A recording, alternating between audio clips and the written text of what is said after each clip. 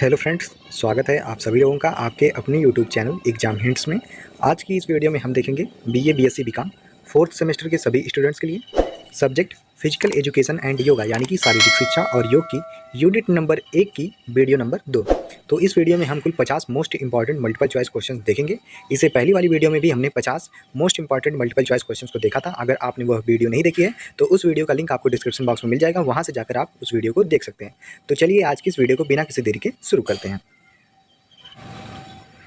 तो आज की इस वीडियो का पहला क्वेश्चन है, किस काल को शारीरिक शिक्षा तथा खेलों के लिए स्वर्ण काल कहा जाता था? तो इसका राइट आंसर है ऑप्शन डी, उत्तर एथेंस काल को शारीरिक शिक्षा तथा खेलों के लिए स्वर्ण काल कहा जाता था। वहीं बात करें अगले क्वेश्चन की, तो अगला क्वेश्चन है, किस काल में सुकरात, प्लेटो, अरस्तु आदि दार्शनिकों ने अपना महत्वपूर्ण योगदान दिया? तो इसका राइट आंसर है ऑप्शन नंबर बी, उत्तर एथेंस काल में सुकरात, प्लेटो, अरस्तु आदि दार्शनिकों ने अपना महत्वपूर्ण योगदान दिया था तथा इसी के कारण इसे स्वर्ण काल कहा जाता था। अतः इसका राइट आंसर हो जाएगा ऑप्शन बी। अगला प्रश्न है, किसने कहा था कि शिक्षा का मुख्य उद्देश्य परंपरागत ज्ञान को ना देखते हुए सही ज्ञान को देखा जाए? तो ऐसा सुकरात ने कहा था। अतः इसका राइट आंसर होगा ऑप्शन नंबर सी। अगला प्रश्न है, एगोग शिक्षा पद्धति में पर्यवेक्षक को क्या कहा जाता है? तो इसका राइट आंसर है ऑप्शन नंबर सी, पाइडोनोमास। एगोग शिक्षा पद्धति में पर्यवेक्षक को पाइडोनोमास कहते हैं। अतः इसका राइट आंसर होगा ऑप्शन सी। बात करें अगले प्रश्न की, तो अगला प्रश्न है, खेल कूद व कुश्ती के विद्यालय को क्या कहा जाता था? तो इसका राइट आंसर है ऑप्शन नंबर ए, पैलेस्ट्रा। खेल कूद व कुश्ती के विद्यालय को पैलेस्ट्रा कहते थे। वहीं अगला प्रश्न दिया गया है, संगीत के विद्यालय को क्या कहा जाता था? तो संगीत के विद्यालय को डीडास कैलियम कहा जाता था। अतः इसका राइट आंसर होगा ऑप्शन नंबर सी, डीडास कैलियम संगीत के विद्यालय को कहते थे। अतः राइट आंसर होगा ऑप्शन सी। बात करें अगले प्रश्न की, तो अगला प्रश्न है, वह कौन सा देश है जिसने शारीरिक शिक्षा तथा शिक्षा पर सर्वप्रथम निर्देशन किया? तो इसका राइट आंसर है option number C, Greece. Greece वह प्रथम देश है जिसने शारीरिक शिक्षा तथा शिक्षा पर सर्वप्रथम निर्देशन किया था। अतः राइट आंसर होगा ऑप्शन सी। अगला क्वेश्चन है, अरस्तु तथा प्लेटो किस देश से संबंध रखते थे? तो इसका राइट आंसर है ऑप्शन नंबर सी, ग्रीस से। अगला प्रश्न दिया गया है, किसने कहा कि शारीरिक तथा मानसिक विद्या में आपस में संबंध है? तो ऐसा प्लेटो ने कहा था। अतः राइट आंसर होगा ऑप्शन बी। वहीं बात करें अगले क्वेश्चन की, तो अगला क्वेश्चन है, किसको मेडिकल जिम्नास्टिक का पितामह कहा जाता है? तो इसका राइट आंसर है option number B, Hippocrates. Hippocrates को मेडिकल जिम्नास्टिक का पितामह कहते हैं। अतः इसका राइट आंसर होगा ऑप्शन नंबर बी। अगला प्रश्न दिया गया है, पूर्व एथेंस काल में खेलों व एथलेटिक समारोह को किस नाम से जाना जाता था? तो इसका राइट आंसर है option number D, pan Hellenic.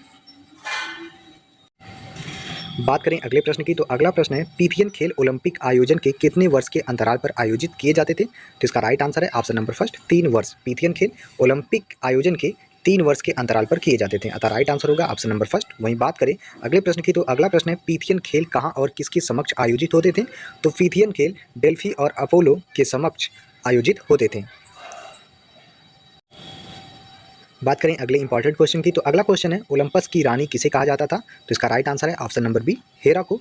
वहीं अगला प्रश्न दिया गया है, आकाश देव किसे कहा जाता था? तो आकाश देव जीएस को कहते थे। अतः राइट आंसर होगा ऑप्शन नंबर डी।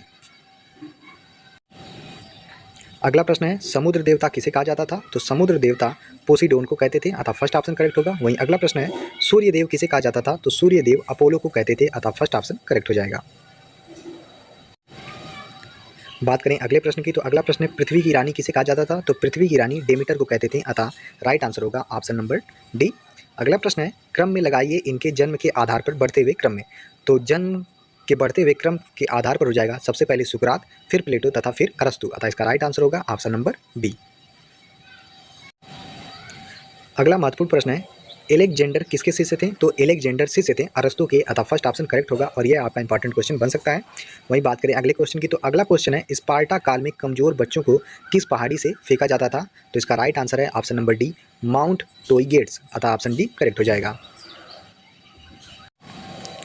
बात करें अगले क्वेश्चन की, तो अगला क्वेश्चन है, स्पार्टा की शिक्षा पद्धति को क्या कहा जाता था? तो स्पार्टा की शिक्षा पद्धति को एगोग कहते थे। तो राइट आंसर होगा ऑप्शन नंबर सी। वहीं अगला प्रश्न है, स्पार्टा काल में सैनिकों की टुकड़ी को क्या कहा जाता था? तो स्पार्टा काल में सैनिकों की टुकड़ी को इरेन कहते थे। अतः राइट आंसर होगा ऑप्शन नंबर बी। अगला प्रश्न है, स्पार्टा काल में जिम्नास्टिक नृत्य को क्या कहा जाता था? तो स्पार्टा काल में जिम्नास्टिक नृत्य को विवेसियस कहते थे। अतः राइट आंसर होगा ऑप्शन सी। वहीं बात करें अगले प्रश्न की, तो अगला प्रश्न है, जर्मनी में आधुनिक शारीरिक शिक्षा को शिक्षा से संबंधित करते हुए विचार किसने रखे? तो जर्मनी में आधुनिक शारीरिक शिक्षा को शिक्षा से संबंधित करते हुए विचार जॉन बर्नार्ड बेसडो ने रखे थे, अतः फर्स्ट ऑप्शन करेक्ट होगा। अगला प्रश्न है, किस व्यक्ति ने शारीरिक शिक्षा को जर्मनी में राष्ट्रीय एकता का एक जरिया बताया? तो फ्रेडरिक लुडविग जॉन ने शारीरिक शिक्षा को जर्मनी में राष्ट्रीय एकता का एक जरिया बताया था, अतः राइट आंसर होगा ऑप्शन सी। वहीं बात करें अगले प्रश्न की, तो अगला प्रश्न है, जर्मन के किस विद्वान ने ट्रेविनिये आंदोलन की शुरुआत की? तो ट्रेविनिये आंदोलन की शुरुआत करने वाले लुडविग जॉन थे, अतः इसका राइट आंसर होगा ऑप्शन नंबर बी। अगला प्रश्न है, जर्मन जिम्नास्टिक पर किसने किताब लिखी? तो जर्मन जिम्नास्टिक पर लुडविग जॉन ने सन 1816 में किताब लिखी थी, अतः राइट आंसर होगा ऑप्शन नंबर सी। वहीं बात करें अगले प्रश्न की, तो अगला प्रश्न है, किस विद्वान ने मैनुअल जिम्नास्टिक ऑफ स्कूल नामक किताब लिखी? तो मैनुअल जिम्नास्टिक ऑफ स्कूल नामक किताब एडोल्फ स्पीस ने लिखी थी, अतः इसका राइट आंसर होगा ऑप्शन नंबर डी, और यह आपका एक इंपॉर्टेंट क्वेश्चन बन सकता है। बात करें अगले महत्वपूर्ण प्रश्न की, तो अगला प्रश्न है, जर्मनी के किस विद्वान को आधुनिक कालीन शारीरिक शिक्षा का पितामह कहा जाता था? तो जे बी बेसेडो को आधुनिक कालीन शारीरिक शिक्षा का पितामह कहा जाता था जर्मनी में, अतः इसका राइट आंसर होगा ऑप्शन नंबर सी। वहीं बात करें अगले प्रश्न की, तो अगला प्रश्न है, जर्मनी जिम्नास्टिक का ग्रैंड फादर किसे कहा जाता था? तो जर्मनी जिम्नास्टिक में grand father John Christopher Frederick GutsMuths को कहा जाता था, अतः इसका राइट आंसर होगा ऑप्शन नंबर फर्स्ट।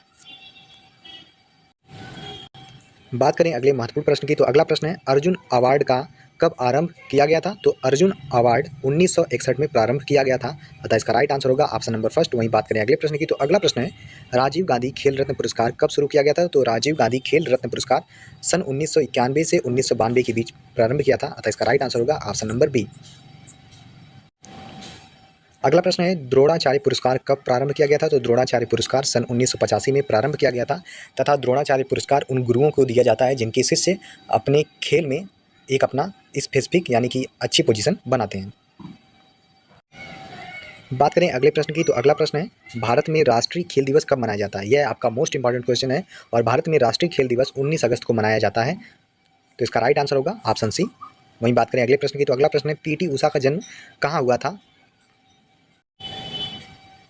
बात करें अगले प्रश्न की, तो अगला प्रश्न है, द्रोणाचार्य पुरस्कार कब प्रारंभ किया गया था? तो द्रोणाचार्य पुरस्कार सन 1985 में प्रारंभ किया गया था, अतः राइट आंसर होगा ऑप्शन डी। वहीं बात करें अगले प्रश्न की, तो अगला प्रश्न है, भारत में राष्ट्रीय खेल दिवस कब मनाया जाता है? तो भारत में राष्ट्रीय खेल दिवस 29 अगस्त को मनाया जाता है, यह आपका मोस्ट इंपॉर्टेंट क्वेश्चन है। बात करें अगले प्रश्न की, तो अगला प्रश्न है, पीटी उषा का जन्म कब हुआ था? तो पीटी उषा का जन्म 27 जून सन 1964 को हुआ था, अतः फर्स्ट ऑप्शन करेक्ट हो जाएगा। बात करें अगले प्रश्न की, तो अगला प्रश्न है, सन 2000 में ओसाका एशियाई चैंपियनशिप में कितने किलो वर्ग में मलेश्वरी ने स्वर्ण पदक जीता था?